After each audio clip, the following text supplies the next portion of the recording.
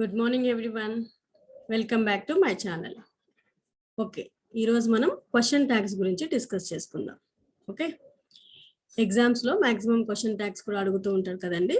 Question tag ఇందులోనే meaning ఉంది. క్వశ్చన్తోనే మనం కన్ఫర్మ్ చేస్తున్నాం ఒక స్టేట్మెంట్ని. So that is called question tag. ఒక స్టేట్మెంట్ని మనం అవునా కాదా అని కన్ఫర్మ్ చేయడానికి మనం ఈ క్వశ్చన్ ట్యాగ్స్ యూస్ చేస్తుంటాం. We use this question tags to confirm the statement. అంటే ఒక స్టేట్మెంట్ ఉంటుంది, ఒక క్వశ్చన్ ఉంటుంది. స్టేట్మెంట్ క్వశ్చన్ రెండు కామాతో డివైడ్ చేసి ఉంటాయి. చూద్దాము. మ్యాక్సిమమ్ మనం యూజ్ చేసే క్వశ్చన్ ట్యాగ్స్ స్ట్రక్చర్ ఇలా ఉంటుంది. ఓకే, ఒక స్టేట్మెంట్ తర్వాత వచ్చే క్వశ్చన్ ట్యాగ్ ఎలా ఉంటుందో చూడండి. Shall we, does it, doesn't it, could it, haven't they, don't we, isn't he, aren't I, isn't it, could it, couldn't it, అట్లా యూజ్ చేస్తూ ఉంటాం. వీటిని క్వశ్చన్ ట్యాగ్ అంటాం. దేనికి క్వశ్చన్ చేస్తాము? ఒక స్టేట్మెంట్ని కన్ఫర్మ్ చేసుకోవడానికి క్వశ్చన్ చేస్తాం. దాని స్ట్రక్చర్ చూద్దాం ఎలా ఉందో. సో మ్యాక్సిమం క్వశ్చన్ ట్యాగ్స్ అన్ని కూడా పాజిటివ్ స్టేట్మెంట్స్కి నెగిటివ్ క్వశ్చన్ ట్యాగ్ ఉంటుంది, అలాగే నెగిటివ్ స్టేట్మెంట్కి పాజిటివ్ క్వశ్చన్ ట్యాగ్ ఉంటుంది. మీరు ఎక్కడ కన్ఫ్యూజ్ అవ్వద్దు. స్టేట్మెంట్ పాజిటివా లేదా నెగిటివా చూసుకోండి. అదే పాజిటివ్ స్టేట్మెంట్ ఉంటే క్వశ్చన్ ట్యాగ్ నెగిటివ్గా ఇవ్వండి. అదే స్టేట్మెంట్ నెగిటివ్గా ఉంటే క్వశ్చన్ ట్యాగ్ పాజిటివ్గా ఇవ్వండి. ఓకే, క్వశ్చన్ ట్యాగ్స్ పాజిటివ్లో ఎలా ఉంటాయి, నెగిటివ్లో ఎలా ఉంటాయి చూద్దాం.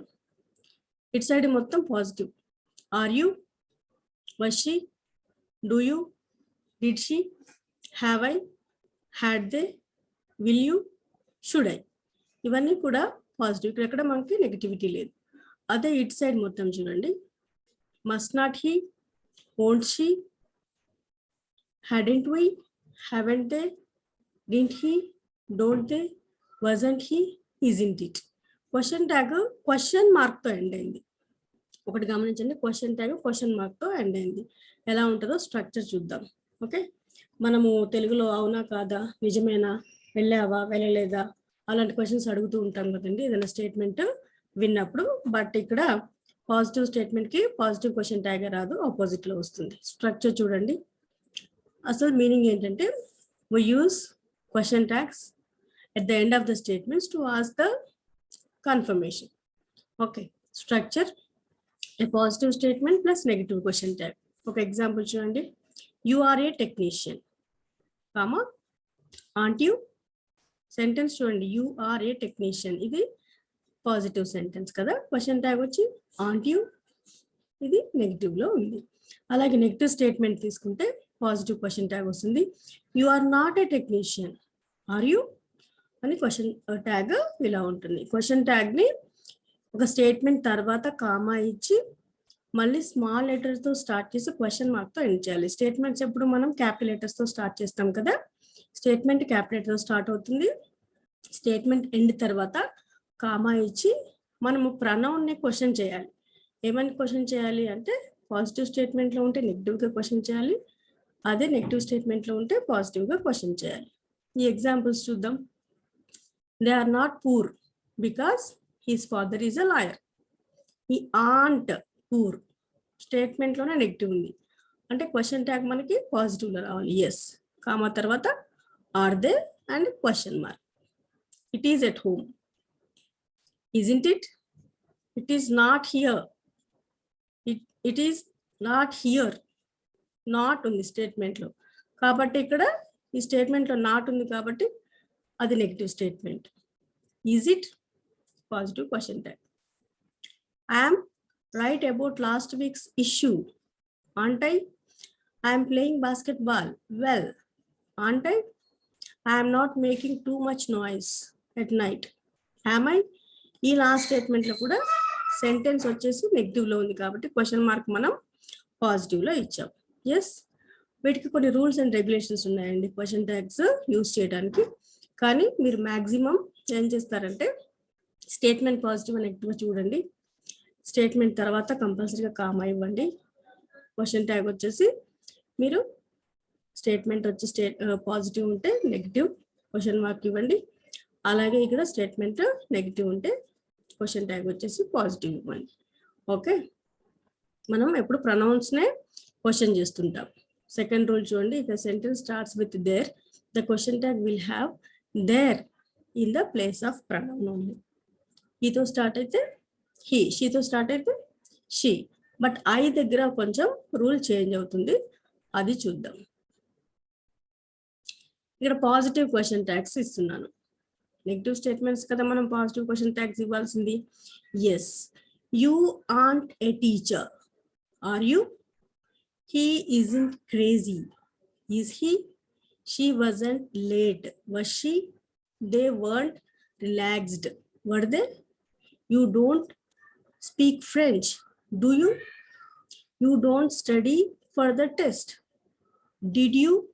See here, question లో didn't ఉంది కాబట్టి క్వశ్చన్ ట్యాగ్ కూడా did you వచ్చింది. ఇక్కడ you don't, do not కాబట్టి do you, not తీసేసాం. Isn't, is not, so is. Wasn't, was not కాబట్టి was తోని మనం క్వశ్చన్ ట్యాగ్ ఎంటర్ చేస్తాం. You haven't been here all week. Have you? Haven't, have not, so have you question. Okay, verb and pronoun. You hadn't done it before. Had you? He won't fail the exam. Will you? He can't drive a car. Can you? చూడండి, ఇక్కడ మీరు కరెక్ట్గా దీన్ని observe చేసినట్టయితే question tags ఈజీగా మీరు catch చేయొచ్చు. కొన్ని స్టేట్మెంట్స్ ఉంటాయి, అవి ఎలా ఉంటాయంటే వర్డ్స్ నెగిటివ్లో ఉంటాయి. అంటే barely, hardly, neither, no, nobody, none, nothing, seldom, ఇలాంటివి మనం నెగిటివ్ స్టేట్మెంట్స్గా ట్రీట్ చేస్తాము. అలాంటప్పుడు మనకి క్వశ్చన్ ట్యాగ్ పాజిటివ్గా ఇవ్వాలన్నమాట. Nobody went to the meeting. Did they? Nothing is ready. Is it? Like that. Question tags కొన్ని చూద్దాం. Negative statement, positive, question tag చూద్దాం. Statement negative ఇచ్చాను, క్వశ్చన్ ట్యాగ్ ఇక్కడ పాజిటివ్లో వస్తుంది. It isn't raining. Is it? We have never seen that movie. Have you? You don't like coffee. Do you? They won't means will not help. Will they? John wasn't there. Was he? I can't come.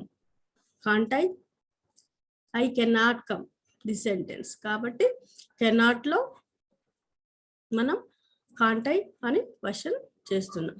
ఇప్పుడు positive statement తీసుకుంటే negative question tag వస్తుంది కదండి. ఇందాక negative statement తీసుకున్నాను, positive question tag ఇచ్చాను. ఇక్కడ positive statement తీసుకుని negative question tag ఎలా ఫామ్ చేయాలో చూద్దాం. You are a student, aren't you? He is very busy. Isn't he? He was happy. Was happy. So was, wasn't అయింది. Who, he కాబట్టి ఇక్కడ మనం హీని క్వశ్చన్ చేస్తున్నాం. Wasn't he. They weren't surprised. weren't they? They were surprised. weren't they? They weren't surprised. were they?